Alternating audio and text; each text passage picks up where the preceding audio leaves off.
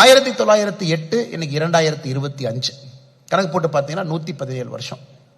117 வருஷம் ஒரு குடும்பம் இங்கிருந்து தமிழ்நாட்டையும் வளர்த்தி, மெட்ராஸையும் வளர்த்தி, சென்னையும் வளர்த்தி, தங்களையும் வளர்த்தி, இந்த மண்ணில் 1200 அற்புதமான 600 மனிதர்களுக்கு வேலை வாய்ப்பை ஏற்படுத்தி கொடுத்து, உங்களுடைய குடும்பத்தில் ஒரு மாற்றத்தை ஏற்படுத்தி இன்னைக்கு இங்க வந்து நின்றுட்டு இருக்காங்கன்னா என்னை பொறுத்தவரை இது சாதாரண வேலை இல்லைங்க. அது ஒரு மிகப்பெரிய விஷயம். அது அதனால் மனதார நாம் அவங்க பாராட்டணும். காரணம் எதற்காக நான் தமிழகத்தில் நம்முடைய சொந்தங்களுக்கு இதை சொல்றோம் அப்படின்னாங்க, all of us are very proud Tamilians. நம்ம எல்லாருமே நம்முடைய தமிழ் இனத்தின் மீது மட்டாத ஒரு பாசமும் மாறாத ஒரு காதலும் இருக்கக்கூடிய மனிதர்கள்.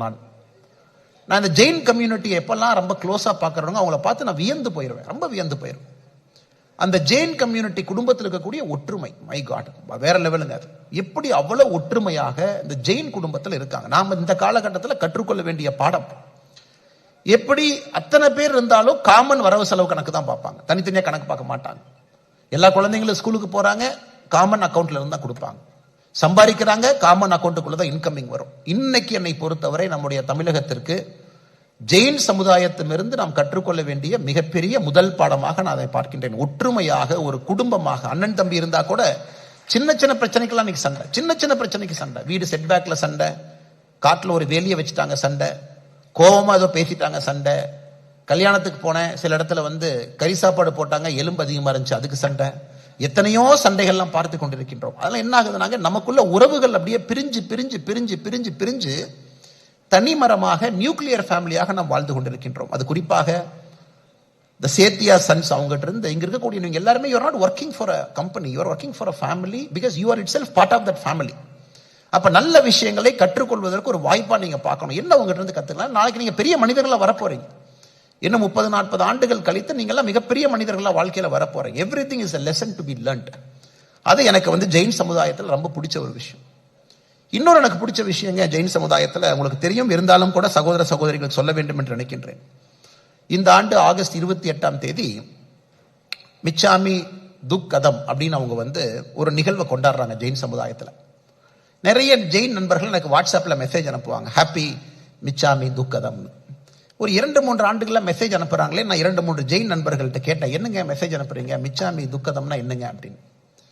அண்ணா இன்னைக்கு ஒரு நாள், இந்த ஆண்டு ஆகஸ்ட் 28ஆம் தேதி வந்திருக்கு, நாங்க எல்லோரையும் மன்னித்து விடுவோம், எங்களையும் எல்லோரும் மன்னிக்க வேண்டும் என்பதற்காக ஜெயின் சமுதாயத்தில் ஒரு நாள் இருக்கு. அந்த ஒரு வருஷத்துல நாங்க சண்டை போட்டிருக்கோமா, மன்னிப்பு கேட்டுருவோம். அந்த ஒரு வருஷத்துல நாங்களே ஒரு தவறு பண்ணிருக்கோமா, மன்னிப்பு கேட்டுருவோம். எங்களுக்கு யாராச்சும் தவறு பண்ணிருக்காங்களா, அதையும் மன்னிச்சிருவோம். ஸோ ஒரு சமுதாயத்தில் 365 நாட்கள்ல ஒரு நாளை மன்னிப்பதற்காக மட்டுமே அந்த சமுதாயத்தில் ஒரு நாள் வச்சிருக்காங்கன்னா எவ்வளவு பெரிய மனிதர்களாக இருக்கணும். அப்ப என்னாச்சு, you don't carry anything forward. உங்க மைண்ட்ல என்ன இருக்கு, பின்னாடி என்ன இருக்கு, என்ன நடந்திருக்கு, nothing, no baggage is going forward. எல்லா பேகேஜ் தூக்கி பின்னாடி போட்டுட்டு நீங்க ரொம்ப கம்பீரமா முன்னாடி போறீங்க. அது எனக்கு ரொம்ப பிடிச்சிருந்தது. இந்த நிறுவனத்தில் அவங்க பேசும் பொழுது 5 சகோதரர்களும் பேசும்பொழுது அதான் பார்த்தேன். சில எம்ப்ளாயீஸ் தப்பா பிஹேவ் பண்ணிட்டாங்க. எஸ், வி மூவ் ஃபார்வர்ட், மிச்சாமி துக்கதம். ஆரம்பத்தில் 2016 இருந்து 20 வரைக்கும் இந்த கம்பெனி வந்து ஒரு லாஸ் மேக்கிங் கம்பெனி, கையில இருந்து பணம் போட்டுட்டே இருக்காங்க. 2020 இருந்து அப்போ அவங்க விடுதலை பண்ணிட்டே இருக்கிறாங்க. 2020க்கு பிறகு இந்த 5 ஆண்டுகள்ல பாருங்க, கோவிடை பார்த்து 2 ஆண்டுகள் உங்களுடைய முயற்சியோடு உங்களுடைய அனுசரணையோடு கோவிடை கடந்து 2025 8 மில்லியன் 80 லட்சம் சார்ட் நீங்க இங்கிருந்து நீங்க பண்றீங்க. 24/7 ஒர்க் பண்றீங்க, நைட்டு வேலை பார்க்குறீங்க, பகல்ல வேலை பார்க்குறீங்க. இந்த அளவுக்கு ஒரு நிறுவனம் வந்திருக்குன்னா சாதாரண வேலை இல்லைங்க. ஒரு குடும்பமாக எல்லோரும் சேர்ந்து உழைத்து இங்கே கொண்டு வந்திருக்கின்றீர்கள். அதனால் குறிப்பாக இந்த குடும்பத்தினருக்கு, சேத்தியா குடும்பத்தினருக்கு, அங்க இருக்கக்கூடிய பெரியவர்கள் விட்டு கொடுத்தா தான் சின்னவங்களுக்கு அந்த புத்தி வரும், அறிவு வரும், அந்த ஆற்றல் வரும். ஏன்னா எல்லாருமே நம்ம எல்லாமே தாத்தா பாட்டி அப்பா அம்மாவை பார்த்து வளர்றோம். எந்த அளவுக்கு அவங்க விட்டு கொடுத்து வளர்றாங்க அதை பார்க்கும் பொழுது நாமளும் விட்டு கொடுத்து வளர்வோம். அதனால் சேத்தியா குடும்பம் இன்னும் சிறப்பாக, இன்னும் சந்தோஷமாக, இன்னும் ஆனந்தமாக, இன்னும் பலமாக, இன்னும் வலிமையாக நீங்கள் வழிநடத்தணும். சென்னையில் உங்களுக்கு ஒரு முக்கியமான பங்கு இருக்கு, தமிழகத்தில் முக்கியமான பங்கு இருக்கு. சென்னை மட்டும் இல்லை, கோயம்புத்தூர் போறீங்க, அடுத்து விஜயவாடா, இண்டோர் போன்ற மாநிலத்துக்கும் போறீங்க, ஊர்களுக்கும் போறீங்க, எக்ஸ்பான்ஷன். அமெரிக்காவில் ஆல்ரெடி ஒரு பிரான்ச் வச்சிருக்கிறீங்க. அடுத்த ஆண்டு 2500 பேர்த்த ரெக்ரூட் பண்ணுங்கிற ஒரு முனைப்போடு இருக்கிறீங்க. அதனால் நிச்சயமாக உங்களுடைய கனவுகள் பெரிது. தமிழகத்தை நீங்க வளர்த்தணும், நீங்களும் வளரணும். அதன் மூலமாக பாரதம் வளர வேண்டும் என்பது என்னுடைய அன்பான ஒரு எதிர்பார்ப்பு மட்டுமல்ல, வேண்டுகோளும் கூட. மிக குறிப்பாக மேனேஜிங் டைரக்டராக இருக்கக்கூடிய நவீன் சேத்தியா அவர்கள், சிஇஓ பவன் சேத்தியா அவர்கள், சிஎஃப்ஓ விகாஸ் சேத்தியா அவர்கள், சீஃப் லீகல் ஆஃபீஸர் பிரவீன் சேத்தி அவர்கள், சீஃப் டெக்னாலஜி ஆஃபீஸர் பிரதீப் சேத்தி அவர்கள் இன்னும் ஒற்றுமையாக, இன்னும் சிறப்பாக, இன்னும் கம்பீரமாக இந்த கம்பெனியை நீங்க வழிநடத்தணும். இன்னைக்கு $15 மில்லியன் இருக்கலாம் உங்களுடைய revenue. You want to see a $1 billion company very soon. மிக விரைவில் இந்த அற்புதமான நிறுவனம் S2M ஹெல்த் நிறுவனம் ஒரு $1 பில்லியன் வேல்யூவேஷனோட நீங்க வரணும். அதற்காக இன்னும் கடுமையா நீங்க முயற்சித்து இன்னும் நம்முடைய அந்த டீமை எல்லாம் ஒருங்கிணைச்சு இன்னும் நிறைய பேருக்கு வாய்ப்பு கொடுத்து நீங்க வருவீர்கள் என்கின்ற முழு நம்பிக்கை இருக்கு. அவங்க என்ன கொடுத்த தலைப்புக்கு நான் வரவே இல்லைங்க, இப்பதான் தலைப்புக்கே வர்றேன். அவங்க இன்டெகிரிட்டியை பத்தி பேசணும். இன்டெகிரிட்டியை பத்தி நீங்க பேசணும். எங்க எம்ப்ளாயி கிட்ட நீங்க சொல்லணும். காரணம் நம்ம எல்லாம் ஒரே படகுல தாங்க இருக்கோம். உங்களை விட கொஞ்சம் முன்னாடி நான் போயிட்டு இருக்கேன், அவ்வளவுதான். உங்களுக்கு முன்னாடி நான் பிறந்திருக்கின்றேன். கொஞ்சம் வாழ்க்கையை உங்களை விட அதிகமா பார்த்திருக்கேன். மேபி அந்த அர்த்தத்தில் அவங்க கிட்ட சொல்லியிருக்காங்க, கொஞ்சம் இன்டெகிரிட்டியை பத்தி என் குழந்தைங்கிட்ட நீங்க பேசணும். ஸ்டீவா உங்களுக்கு தெரியும், ஏன்னா இங்கிருந்து லைட் அடிக்கிறனால என் கண்ணுக்கு தெரிய மாட்டீங்க நீங்க யாருமே, ஏன்னா லைட் ஹெவியா இருக்கு. பட் இருந்தும் ஸ்டீவா அப்படிங்கிற கிரிக்கெட்டரை நீங்க கேள்விப்பட்டிருப்பீங்க, பார்த்திருப்பீங்க. அவருடைய புத்தகம் out of my comfort zone அப்படின்னு ஒரு புத்தகம் அவருடைய சுயசரிதை எழுதியிருக்கார். ஸ்டீவா டிஃபைன் பண்றாருங்க, ஒரு கிரிக்கெட்ல ஃபார்ம் நம்ம சொல்றோம், இந்த பேட்ஸ்மேன் ஃபார்ம்ல இருக்காரு, ஃபார்ம்ல இல்லை அப்படின்லாம் பேசுறோம். ஒரு ஃபார்ம்ங்கிறது என்னன்னா, it is like a sweat in your ambit. உங்களுடைய ஆம்பிட்ல இருக்கக்கூடிய வியர்வை மாதிரி உங்களுக்கு தெரியாதா, நான் மற்றவங்களுக்கெல்லாம் தெரியும் அப்படின்னு அந்த ஃபார்மை டிசைன் பண்ணிருப்பார். ஒரு கிரிக்கெட்டர் ஃபார்ம், நீங்க ஃபார்ம்ல இருப்பீங்கன்னு நினைப்பீங்க, ஆனா அங்க பவுலருக்கு தெரிஞ்சிடும் நீங்க நடக்கிற விதம், நீங்க பேட்டை பிடிக்கிற விதம், நீங்க கிரீஸ்ல கார்டு எடுக்கிற விதம், அதை பார்த்தே தெரிஞ்சுக்குவாங்க. So form is like a sweat in your armpit. You might not know it but others will smell it அப்படிம்பாங்க. ஸோ என்னை பொறுத்தவரை இன்டெகிரிட்டியும் அதே தாங்க. இன்டெகிரிட்டிங்கிறது மற்றவங்களுக்கு தெரியும் நாம் எப்படிப்பட்ட மனிதர்கள் என்பது. நம்மளை பார்த்து அவங்க கண்டுபிடிச்சிருவாங்க. நம்ம வாழ்க்கை எப்படி வாழ்றோம், எவ்வளோ பஞ்சுவலா இருக்கிறோம், எவ்வளோ டிசிப்ளினா இருக்கும், ஒரு ஆர்கனைசேஷன் ஈத்தோஸ்க்கு எந்த அளவுக்கு நம்ம சப்போர்ட் கொடுக்குறோம், ஆர்கனைசேஷனோட வேல்யூஸ்க்கு எவ்வளோ அலைண்டா நாம் இருக்கோம், ஒரு பிரச்சனை வந்தாலும் கூட சிரித்த முகத்தோடு கையாளுகின்றோமா, கம்பெனியை விட்டு கொடுக்காம கம்பெனி எப்பொழுதுமே பிகர் தென் அன் இண்டிவிஜுவல் அப்படிங்கிற மைண்ட் செட்டில் இருக்கிறோமா, இதெல்லாமே பார்ட்ஸ் ஆஃப் இன்டெகிரிட்டி. எனக்கு உங்களுக்கு இருக்கக்கூடிய சேலஞ்ச் என்ன, ஜென்சி கிரௌட் பாருங்க. இன்னைக்கு நீங்கள்லாம் ஜென்சி. நேற்று நேபாளில் ஒரு பெரிய போராட்டம், கடந்த 3-4 நாட்களாக பெரிய போராட்டம் எல்லாம் பார்க்குறீங்க. அந்த போராட்டத்தில் ஈடுபடக்கூடிய இளைஞர்கள் சொல்லிட்டாங்க, 28 வயசுக்கு மேல யாருமே வந்துடாதீங்க. இந்த போராட்டத்தில் 28 வயது கீழே மட்டும்தான் பங்கேற்கணும். Anybody above 28 get out. இப்போ நீங்க எல்லாமே average age 24. You are the Gen Z crowd. So அவங்க ஜென்சி டிஃபைன் பண்றாங்க. அவங்க என்ன சொல்றாங்கன்னா, எங்களுக்காக ஒரு நாட்டை நாங்களே உருவாக்க போறோம். நீங்க பாருங்க, ரொம்ப கரப்ஷன் ஆகி போச்சு. பொலிட்டீஷியனுடைய குழந்தைங்க எல்லாம் பாருங்க, எல்லாமே வெளிநாட்டில் படிக்கிறாங்க, அவ்வளவு சொத்து சம்பாதிக்கிறாங்க. நாங்கெல்லாம் ஏழையா, வருஷத்துக்கு 8 லட்சம் பேர் இந்தியாவுக்கு வேலைக்கு போறோம், ஏதோ வேலை பார்க்குறோம், உலகம் முழுவதும் வேலைக்கு போறோம். இதான் அந்த நாட்டினுடைய நிலைமையான ஒரு பெரிய போராட்டம் நடிச்சு நீங்க பார்த்துருப்பீங்க. பிரைம் மினிஸ்டர், பிரசிடென்ட், பார்லிமெண்ட்டை கொளுத்தி பெரிய பஞ்சாயத்தெல்லாம் நீங்க பார்த்துருப்பீங்க. ஏன்னா இன்னைக்கு ஜென்சி கிரௌட் ரொம்ப ரெஸ்ட்லெஸ்ஸா இருக்கிறாங்க. உடனடியாக நடக்கணும், இன்னைக்கே நடக்கணும், இப்பவே நடக்கணும் அப்படின்னு தவறு கிடையாது. இன்னைக்கு அதை எப்படி நீங்க டெம்பர் பண்றீங்க அப்படிங்கறதா என்னை பொறுத்தவரை உங்களுக்கு இருக்கக்கூடிய முதல் சேலஞ்ச்.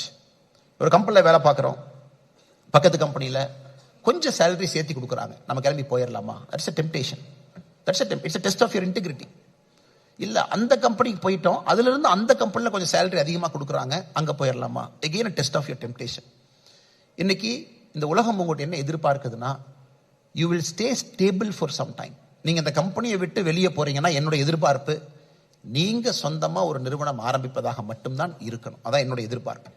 நான் இந்த S2M ஹெல்த்ல இருந்து நான் வெளியே போறேன், 5 ஆண்டுகள் கழிச்சு போறேன், 10 ஆண்டுகள் கழிச்சு போறேன், ரொம்ப சந்தோஷம். நீங்க தனியாக ஒரு நிறுவனத்தை ஆரம்பிக்கிறீங்கன்னா என்னை விட சந்தோஷப்படுறவங்க யாருமே இருக்க மாட்டாங்க. ஏன்னா இந்தியாவுக்கு இன்னைக்கு முதலாளிகள் வேண்டும், தொழில் ஆரம்பிப்பவர்கள் வேண்டும், நிறைய வேலை உருவாக்குறவங்க வேணும். அது உங்க ஸ்பிரிட்டா இருக்கணும். நான் இங்க இருப்பேன், கத்துக்குவேன், வேலை செய்வேன், ஹானஸ்டா இருப்பேன், எத்திக்கலா இருப்பேன், கடினமா உழைப்பேன். 8 மணிக்கு வான்னு சொன்னா 7:30 மணிக்கு வருவேன், 7 மணிக்கு போன்னு சொன்னா 8 மணிக்கு போவேன். அப்படிங்கிற உழைப்பு, அந்த தகுதி திறன் உங்களை ஒரு முதலாளியாக மாற்றும். அது உங்களுக்கே தெரியாம மாற ஆரம்பிப்பீங்க. உங்களுக்கு அந்த லீடர்ஷிப் குவாலிட்டி தானாக வர ஆரம்பிக்கும். இது உங்களுக்கு இருக்கக்கூடிய முதல் டெஸ்ட், ஜென்சி கிரௌட். இரண்டாவது, உங்களுக்கு இருக்கக்கூடிய டிஸ்ட்ராக்ஷன், சோஷியல் மீடியா, சமூக வலைதளம், வாட்ஸ்அப், இன்ஸ்டாகிராம், ஹெவிலி டிஸ்ட்ராக்ஷன். அது என்ன ஆகுதுனாங்க, it is creating a generation. உடனே வேணும், நம்மளை எல்லாமே ஜட்ஜ் பண்றாங்க, அவங்களுக்காக நாம ஒரு மாதிரி பிஹேவ் பண்ணணும் அப்படிங்கிறது. இது நீங்க எப்படி தாண்டி வர போறீங்க அப்படிங்கிறது தான் உங்களுடைய கிரேட்னஸ் அதை டிட்டர்மைன் பண்ண போகுது. Because many times we are not very integrity நம்ம கிட்ட கொஞ்சம் குறைவா இருப்பதற்கான காரணம், மற்றவங்களுக்காக நம்ம வாழ ஆரம்பிக்கிறோம். அதனால சமூக வலைதளம் உங்களோட பின்னி பிணைந்திருக்கிறது. எதுவுமே நீங்க செய்ய முடியாதுங்க. எனக்கு டேட்டாலாம் நீங்க பாத்தீங்கன்னா, சில டேட்டா நான் கொண்டு வந்தேங்க, பட் பேச வேண்டாம் அப்படிங்கறதுக்காக எக்ஸ்டம்போரா பேசுறேங்க. ஒரு நாளைக்கு இந்த உலகத்துல 402 மில்லியன் டெராபைட் ஆஃப் டேட்டாவை நம்ம உருவாக்குறோம். 2024 போன ஆண்டுல மொத்த இமெயில்ஸ் 361 பில்லியன் இமெயில்ஸ் நம்ம அனுப்பிச்சிருக்கோம். கூகுள் ஒரு நாளைக்கு 16.4 பில்லியன் சர்ச்சஸ் செய்யறாங்க. அப்ப ஒரு செகண்டுக்கு 1,89,900 சர்ச் கூகுள்ல நடக்குது. யூடியூப் வீடியோ ஒரு நாளைக்கு 1 பில்லியன் ஹவர்ஸ் யூடியூப்ல வீடியோ பார்க்குறோம் ஆவரேஜா. குளோபல் இன்டர்நெட் டிராபிக் போன ஆண்டு பார்த்தீங்கன்னா 68 எக்ஸாபைட் போயிருச்சு. ஒரு எக்ஸாபைட்டுங்கிறது 1 பில்லியன் கிகாபைட். வாட்ஸ்அப், நம்ம வச்சிருக்கக்கூடிய வாட்ஸ்அப் ஒரு நாளைக்கு 100 பில்லியன் மெசேஜை ப்ராசஸ் பண்ணுது. அது வீடியோவா இருக்கலாம், டெக்ஸ்டா இருக்கலாம், இமேஜா இருக்கலாம். ஒரு நாளைக்கு இந்த உலகத்துல 2,52,000 வெப்சைட்டை புதுசா உருவாக்குறோம். சொல்லிக்கிட்டே போலாங்க. 1.24 பில்லியன் ஸ்மார்ட் போன்ஸ் போன ஆண்டு மட்டுமே 124 கோடி ஸ்மார்ட் போனை உருவாக்கணும். ஸோ அவ்வளவு டேட்டா வேர்ல்டு, எங்க பார்த்தாலும் டேட்டா. அந்த டேட்டால நீங்க இன்னைக்கு இருக்கீங்க. You are dealing with data. அந்த டேட்டா ஒரு இன்டெகிரிட்டி இருக்கணும், அதுல ஒரு கரெக்ட்னஸ் இருக்கணும், அதுல ஒரு நேர்மை இருக்கணும். ஏன்னா அதை நம்பி யாரோ பில்லிங் போடுவாங்க, கோடிங் போடுவாங்க. ஒரு சின்ன தவறாயிடுச்சுன்னா கூட ஹாஸ்பிட்டல் எங்கேயாச்சும் மாற்றி என்ட்ரு பண்ணும்போது தவறான ஒரு மெடிசன் அவங்களுக்கு போகும், தவறான பிரிஸ்கிரிப்ஷன் போகும். ஸோ டேட்டாவை டீல் பண்ணக்கூடியவங்க நீங்க, டேட்டாக்குள்ளேயே வாழ்றீங்க. அதனால எப்படி இந்த சோஷியல் மீடியாவை கட்டுக்குள்ள வச்சு உங்களுடைய வளர்ச்சிக்காக அதை பயன்படுத்த போறீங்க அப்படிங்கிறது அடுத்து நான் உங்க முன்னாடி வைக்கக்கூடிய கேள்வி. நீங்க தான் யோசிச்சு அதற்கு ஒரு நல்ல முடிவு எடுக்கணும். கடைசியாக ஆர்டிபிஷியல் இன்டெலிஜென்ஸ். இன்னைக்கு உங்க நிறுவனம், உங்களுடைய ஹெல்த் கேர் ப்ரொவிஷன் என்ன நீங்க பண்றீங்களோ, இட் இஸ் ஏஐ சென்சிட்டிவ். இன்னைக்கு ஏஐ எந்த ஸ்பீட்ல வளருது பாருங்க. இன்னைக்கு ஏஐல இருக்கும். இன்னொரு 3-4 இயர்ஸ்ல will get into artificial generative intelligence, AGIக்கு போயிடும். which means computers might have more mind than a human being. அதுல நீங்க இருக்கீங்க. ஸோ அடுத்த ஒரு 4-5 இயர்ஸ் இந்த கம்பெனிக்கு ஒரு சேலஞ்சிங்கான பீரியட். இங்க இருக்கக்கூடிய லீடர்ஸ் எல்லாம் யாரும் ஃப்ரண்ட்ல இருக்காங்களோ, இந்த ஏஐ அவங்க நேவிகேட் பண்ணி அடுத்த கட்டம் அவங்க எடுத்துட்டு போகணும். ஏஐ ப்ரூஃப் பண்ணணும். அவங்க ஏஐனால இந்த பிசினஸ் பாதிக்காம அடுத்த கட்டம் போகணும். இது வந்து பக்காவான ஏஐ சென்சிட்டிவ் செக்டர்ல நீங்க ஒர்க் பண்றீங்க. அப்படி இருக்கும் பொழுது இந்த கம்பெனி என்னை பொறுத்தவரை உங்களுடைய லாயல்ட்டியை இன்னும் எதிர்பார்க்கிறாங்க. they want you to be more loyal to the company. காரணம் ஒரு சேலஞ்சுமே 2016 எவ்ரி சிங்கிள் சேலஞ்ச் ஒரு சேலஞ்சா தாண்டி தான் 2025 இருக்கீங்க. So 2025 onwards you will see more challenges.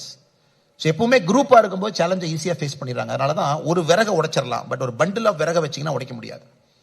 அதனால எப்பொழுதுமே ஒரு டீமா இந்த கம்பெனிங்கிறது உங்களுடைய குடும்பம், உங்களுக்கு வாழ்க்கை கொடுத்த ஒரு இடம், உங்களுக்கு மரியாதை கொடுத்த ஒரு இடம், உங்க குடும்பத்துக்கு கௌரவம் கொடுத்த ஒரு இடம் அப்படிங்கிற ஞாபகம் உங்களுக்கு இருக்க வேண்டும் என்பது என்னுடைய அன்பான வேண்டுகோள்.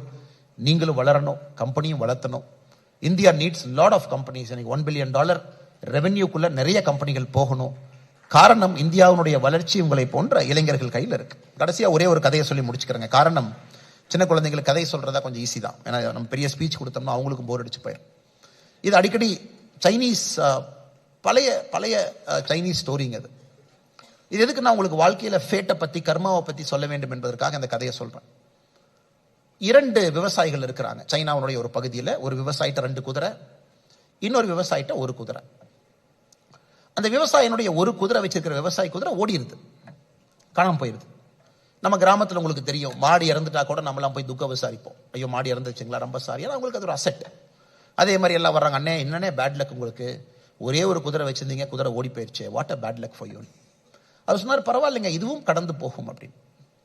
கொஞ்ச நாள் கழிச்சு சண்டை வருது. ராஜா சொல்றாரு, யாருகிட்ட எல்லாம் குதிரை இருக்கோ எல்லாம் குதிரை எடுத்துட்டு வாங்க, சண்டைக்கு போலான்னு. ஒரு மேல் உங்க வீட்டுல குதிரை இருந்தா கண்டிப்பா சண்டைக்கு வரணும். அப்ப ஓடி போன குதிரை அந்த தோட்டத்துக்காரர் சண்டைக்கு போக வேண்டாம். ஆனா பக்கத்து தோட்டத்துல குதிரை ஓடாம இருக்கு, அவரு குதிரை எடுத்துட்டு சண்டைக்கு போறாரு. அப்ப எல்லாம் வந்து குதிரை காணாம போனவன்ட்ட சொல்றாங்க, அப்பா எவ்வளவு பெரிய லக்கு, நீங்க இன்னைக்கு சண்டைக்கு போக வேண்டிய அவசியமே இல்லை. உங்க குதிரை ஓடி போனாலும் நீங்க வீட்லயே இருக்கீங்க. ஆனா பக்கத்து தோட்டத்துல பாருங்க, அவர் குதிரை வச்சிருந்தனால இன்னைக்கு போருக்கு போறாரு, என்ன வேணாலும் நடக்கலாம் போர்லிங். அப்பவும் சொல்றாரு, இதுவும் கடந்து போகும். அந்த குதிரை வச்சிருக்கிற போருக்கு போறாரு, போர்ல சண்டை போடுறாரு, காலை இழந்து விடுகின்றார். அந்த வாரில் சண்டையில கால் போயிருக்கு. உடனே வீட்டுக்கு வர்றாரு, எல்லாம் அவங்க வீட்டில் போய் சொல்றாங்க, ஐயோ பாருங்க குதிரை ஓடி போயிருந்தா நீங்க தப்பிச்சிருப்பீங்க, குதிரை ஓடாதனால தான் உங்களுக்கு கால் போச்சு, என்ன ஒரு பேட் லக்குங்கிறாங்க. எதுக்காக இந்த கதையை சொல்றாங்க, இந்த ஃப்ளோவை நீங்க பார்க்கணும். எந்த தோட்டத்தில் அந்த குதிரை ஓடி போச்சோ அந்த குதிரை ஒரு 6 மாசம் கழிச்சு இன்னொரு குதிரையோட தோட்டத்துக்கு வருது, 2 குதிரையா வருது. மறுபடியும் ஊர்க்காரங்க வர்றாங்க, ஆனா சூப்பர்னா, ஒரு குதிரை ஓடி போச்சு, 2 குதிரை வீட்டுக்கு வந்திருக்கு, சூப்பர் லக்கி நான். அதுக்கு அந்த விவசாயி சொல்றாரு, இதுவும் கடந்து போகும். அப்ப அந்த விவசாயினுடைய மகன், சரி நமக்கு தான் 2 குதிரையா வந்துருச்சு, அப்பாட்ட சொல்றாரு, அப்பா அந்த குதிரையில் ஏறி நான் போட்டுமான்னு. அப்பா சொல்றாரு, போயிட்டு வாப்பான்னு. ஸோ எந்த குதிரை ஓடி போய் இன்னொரு குதிரையோட வந்துச்சோ அந்த விவசாயி மகன் அந்த குதிரையில திரும்ப ஏறி போறார். கீழே விழுந்து இடுப்பை உடைச்சுக்கிறார். மறுபடியும் கிராமத்துக்காரங்க வர்றாங்க, என்ன பேட் லக் சார், ஓடி போன குதிரை இன்னொரு குதிரையை கொண்டு வந்து அதுல உங்க மகன் போய் இடுப்பு உடைஞ்சு போச்சு. அதுக்கும் அந்த விவசாயி சொல்றாரு, இதுவும் கடந்து போகும். அதனால உங்க வாழ்க்கையில நிறைய பிரச்சனைகளை பார்ப்பீங்க. ஒரே வார்த்தையை மட்டும் சொல்லுங்க, இதுவும் கடந்து போகும். காரணம் என்னன்னா, எது நல்லது கெட்டதுன்னு உங்களுக்கு தெரியாது. தட் இஸ் லா ஆஃப் கர்மா. இந்த நேரத்தில் ஏன் இந்த கம்பெனியில் இருக்கீங்க உங்களுக்கும் தெரியாது, எனக்கும் தெரியாது. லா ஆஃப் கர்மா. ஏன் நீங்க ஊரை விட்டு இவ்வளவு தூரத்தில் இருக்கீங்க? லா ஆஃப் கர்மா. நீங்க கெட்டதுன்னு ஒன்று நினைப்பீங்க, அது 5 ஆண்டுகள் கழிச்சு பார்க்கும்போது உங்களுக்கு நடந்த பெரிய நல்லதே அதாகத்தான் இருக்கும். இன்னைக்கு நல்லதுன்னு நினைப்பீங்க, 5 ஆண்டுகள் கழித்து பார்க்கும்போது உங்களுக்கு நடந்த கெட்டதே அதாகத்தான் இருக்கும். அதனால இந்த சைனீஸ் குதிரை ஸ்டோரி எப்போ நான் வச்சுக்கங்க. எது நடந்தாலும் புன்னகையோடு, கம்பீரத்தோடு, வெற்றி நடையோடு அதை கடந்து போக கத்துக்குங்க. வாழ்க்கை இனிமையாக இருக்கும், சிறப்பாக இருக்கும். நீங்களும் நன்றாக இருப்பீங்க, இந்த கம்பெனியும் நன்றாக இருக்கும். இந்த கம்பெனியும் அடுத்த கட்டத்திற்கு போகும். மறுபடியும் ஒரு முறை இந்த அரங்கத்தில் இருக்கக்கூடிய எல்லா 1600 அன்பு சகோதரிகளுக்கும், கேசரி சந்த் சேத்தியா அந்த ஐயா அவர்களுக்கும், அவங்களுடைய குடும்பத்தினுடைய பெண்மணிகள் எல்லாம் வந்திருக்கிறாங்க, அவர்களுக்கும், இந்த குடும்பத்தினுடைய இளையவர்களுக்கும், S2M ஹெல்த் நிறுவனத்தினுடைய senior people who are part of the leadership team, management team அவர்களுக்கும், இந்த கம்பெனியில பணிபுரியக்கூடிய எல்லா அன்பு சகோதர சகோதரிகள், எம்ப்ளாயா யார் அன்னைக்கு இருக்கிறீங்களோ, நாளைக்கு நீங்க லீடர்ஸா வரணும். லீடர்ஸா வந்ததுக்கு அப்புறம் ஒரு நாள் நீங்க ஓனர்ஸா வரணும். அதான் எங்களுடைய எதிர்பார்ப்பு. இந்தியாவுடைய வளர்ச்சி உங்க கையில் இருக்கு, நன்றாக வர வேண்டும் என்று சொல்லி வாய்ப்பு கொடுத்தது நிறுவனத்துக்கு நன்றி தெரிவித்து என்னுடைய உரையை முடித்துக் கொள்கின்றேன். நன்றி, வணக்கம். பாரத் மாதா கி ஜெய்.